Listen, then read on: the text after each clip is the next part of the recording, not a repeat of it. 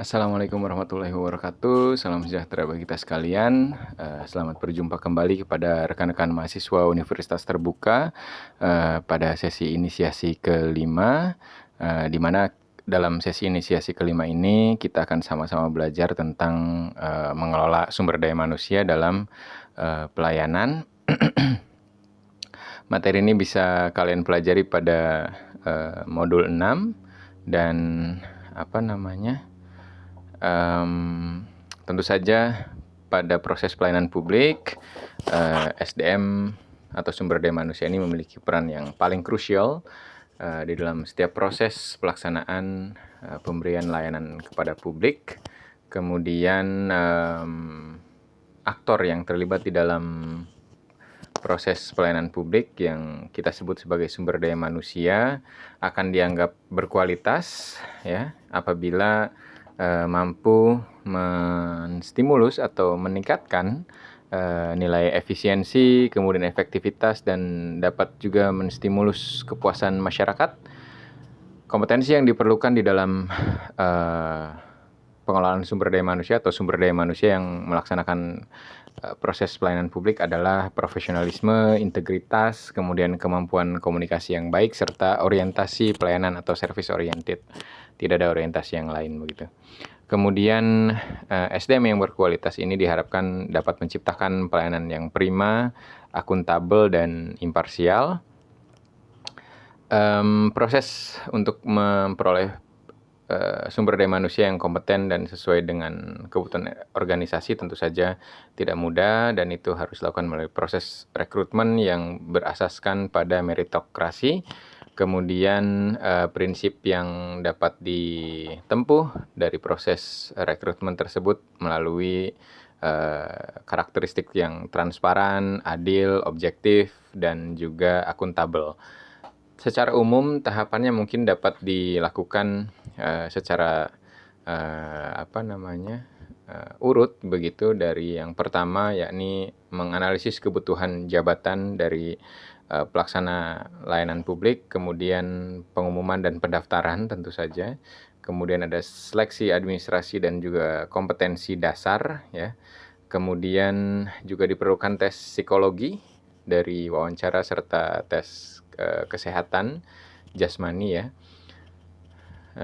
Barulah nanti ditetapkan hasil seleksinya seperti apa. Itu secara umum ya, jadi dilihat kemampuan akademiknya, kemudian juga mentalitasnya, dan juga kesehatan raganya.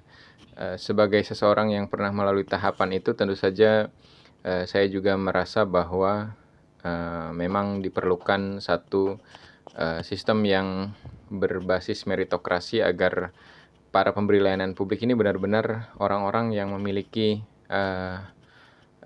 kesehatan jiwa dan raga yang nantinya akan dapat mengeksekusi setiap pelayanan publik, dan juga kemampuan akademik yang akan mendukung setiap proses layanan publik yang diberikan oleh seorang pemberi layanan publik kepada penerima layanan publik, dalam hal ini masyarakat begitu.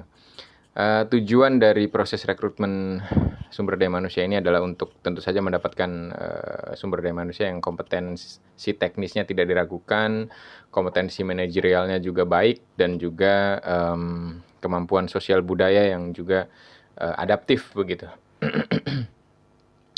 Di Indonesia sendiri para pegawai negeri sipil seperti halnya yang kita ketahui ya, itu memiliki tagline berakhlak begitu.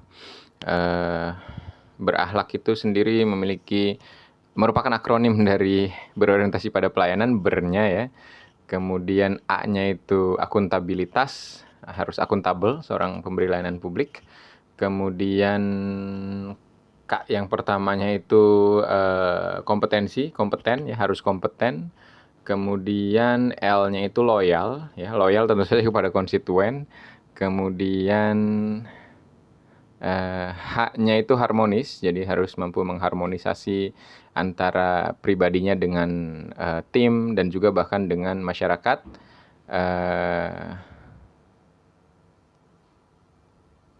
Tadi L-nya sudah ya, loyal ya. Kemudian A yang kedua itu adaptif, jadi seorang pemberi layanan publik itu harus adaptif kepada setiap situasi yang dihadapi olehnya.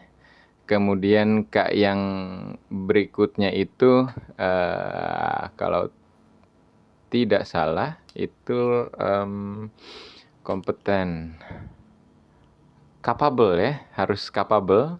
Artinya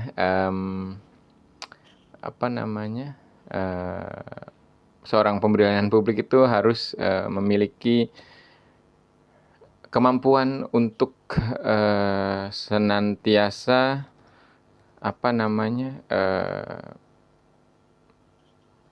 terintegrasi dengan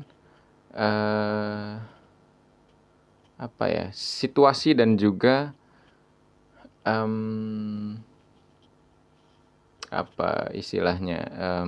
lebih kepada pemahaman dasarnya. Jadi selain situasi, dia juga harus mengintegrasikan dengan kekuatan akademik atau kemampuan akademiknya begitu. Jadi combine lah. Setelah saya cek, ternyata K yang terakhir itu bukan capable tapi kolaboratif ya. Sorry sebagai saya agak lupa begitu. Kolaboratif ya. Jadi ini merupakan satu sikap di mana seorang pemberi layanan publik itu harus mampu mengkolaborasikan dirinya dengan lingkungan sekitarnya. Hampir mirip dengan tadi ya, harmonis ya. Mungkin harmonis lebih kepada menjaga hubungan yang lebih baik, sementara kolaboratif ini harus mau untuk berkolaborasi, bekerja sama begitu, atau bersosialisasi dengan lingkungan sekitarnya, dari mulai sesama pemberi layanan publik dengan masyarakat juga, dan pimpinan juga tentu saja. Kemudian sistem karir dan juga diklat pegawai, kalau di Indonesia kita mengenalnya dengan istilah Latsar itu kalau tidak salah latihan dasar ya. Kalau dulu disebutnya prajabatan begitu. Sistem karir ini tentu saja berdampak pada bagaimana ideologi seorang pemberi layanan publik ketika melaksanakan tugas pokok dan fungsinya sebagai pelayan publik atau public servant. Sistem karir sendiri ini merupakan suatu pola pengembangan pegawai melalui jenjang jabatan. Jadi ada karir yang berbasis kinerja dan kompetensi, dengan ada juga sistem karir yang dari motivasi dan kepastian bagi pegawai. Artinya seorang pegawai pemberi layanan publik ya itu harus memiliki kinerja yang baik dan juga kompetensi yang baik untuk mendapatkan karir yang tentu saja dikehendakinya, atau karir yang cemerlang begitu yang diinginkannya. Kemudian juga harus ada motivasi dari karir tersebut dan juga kepastian bagi para pemberi layanan publik. Artinya karir ini, sistem karir ya, itu harus memberikan kepastian bagi para pemberi layanan publik agar mereka juga memiliki pikiran bahwa tidak salah untuk berkarir sebagai pemberi layanan publik, karena sebagai seorang pemberi layanan publik dirinya dapat tetap mengusahakan agar dapurnya tetap memiliki asap yang mengepul begitu ya, atau kebutuhan dasar hidupnya terpenuhi, dasar hidupnya dan keluarganya dapat terpenuhi begitu. Jadi tidak serta-merta pemberi layanan publik begitu ya, sebagai pelayan publik itu tidak diperhatikan juga karirnya dan kehidupannya, tapi juga otoritas penguasa tetap harus memperhatikan karir dan juga kehidupan dari si pemberi layanan publik, kehidupan pemberi layanan publik dan keluarganya begitu. Kemudian ada pendidikan dan pelatihan, ini yang tadi saya sebut sebagai latihan dasar atau prajabatan ya. Seorang pemberi layanan publik itu ketika melaksanakan diklat diharapkan dapat meningkatkan kompetensi teknis dan juga manajerial, karena selain tentu saja mereka akan secara teknis berhadapan langsung dengan masyarakat, mereka juga memiliki potensi untuk menjadi atau menempati posisi manajerial ya, mengurus struktur organisasi agar layanan publik yang dilakukannya dapat memberikan kepuasan kepada masyarakat. Kemudian membentuk sikap profesional dan integritas, artinya pemberi layanan publik ini pada akhirnya diharapkan dapat memiliki sifat yang profesional, mampu memisahkan antara urusan pribadi dengan urusan pekerjaan ya. Kemudian juga berintegritas ya, atau jujur, kemudian bersih, transparan, terbuka kepada setiap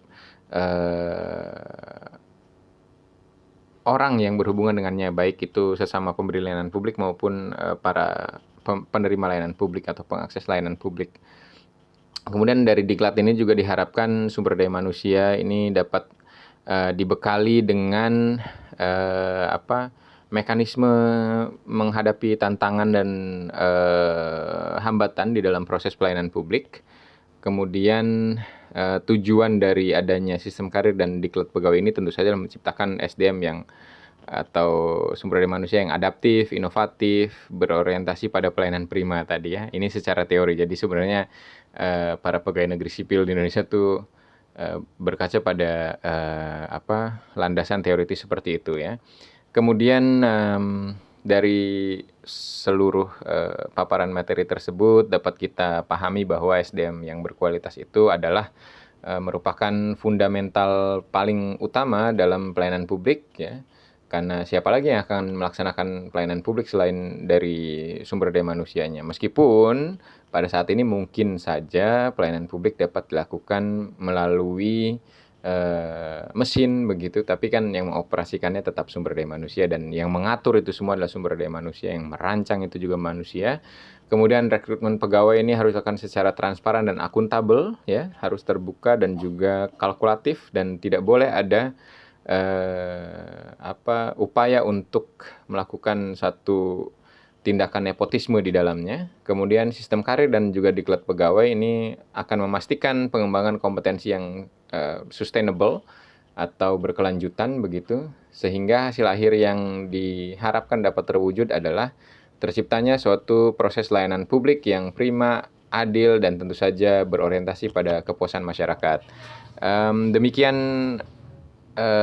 materi singkat untuk kegiatan sesi inisiasi kelima tentang, mengelola sumber daya manusia dalam pelayanan publik.